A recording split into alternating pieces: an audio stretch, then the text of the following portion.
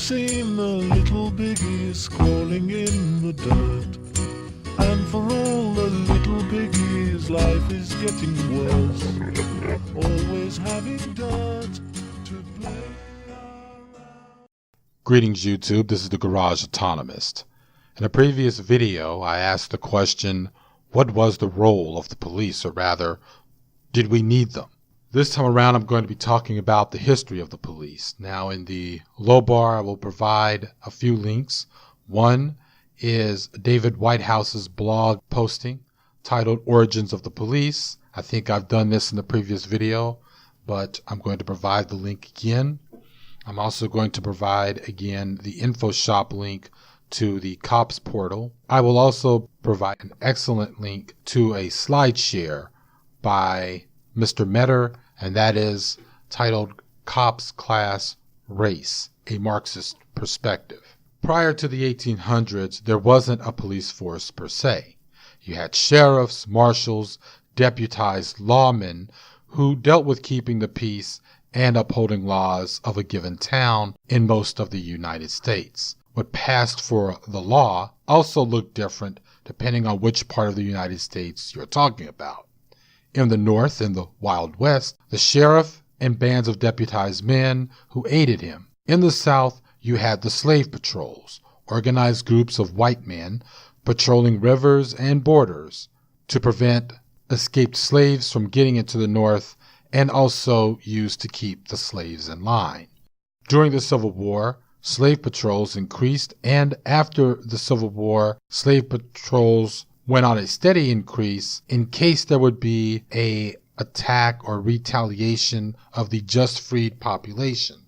This went on during the post-Reconstruction period. However, the true police force, as we know it today, began to develop as class struggle developed. As industrialized cities grew and became populated with workers, either immigrants or migrants, and as mines were established in countrysides of the Western world, the ruling class controlling municipal governments hired thousands of armed men to impose order on working class people as they in turn began to fight for wages, better work conditions, and against the oppressive culture of wage slavery. Quoting Noam Chomsky, "Well, there's always a class war going on. The United States, to an unusual extent, is a business-run society, more so than others. The business classes are very class-conscious. They're constantly fighting a bitter class war to improve their power and diminish opposition. Occasionally, this is recognized.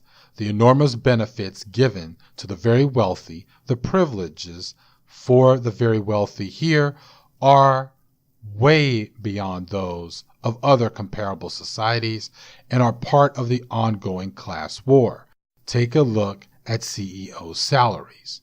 Noam Chomsky in Occupy, Class War, Rebellion, and Solidarity, November 5th, 2013.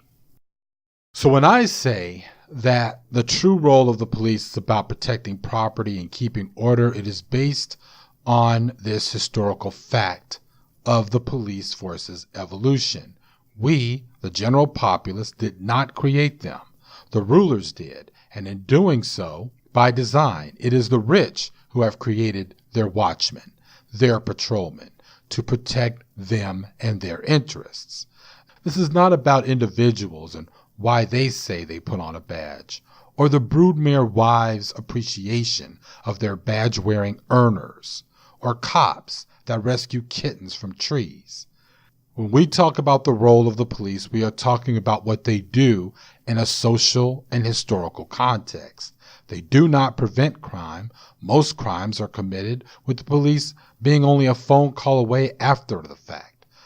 And of course, they'll only get there in a certain time frame depending on the neighborhood that the crime was committed in. So we need to keep in mind that as the capitalist crisis deepens, we are going to find ourselves in an increased conflict with the police. And in the back of your mind, as you begin to see people who are peacefully protesting and they're getting sprayed in the face with pepper spray, You have to ask yourself the question, who are the police, friend or foe? I think you will know the answer.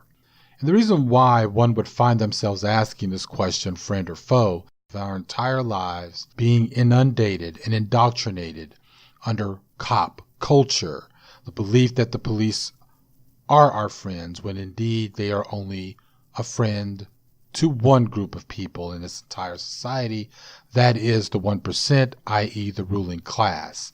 And even then, cops are not their friends, they are simply their servants and our enemies.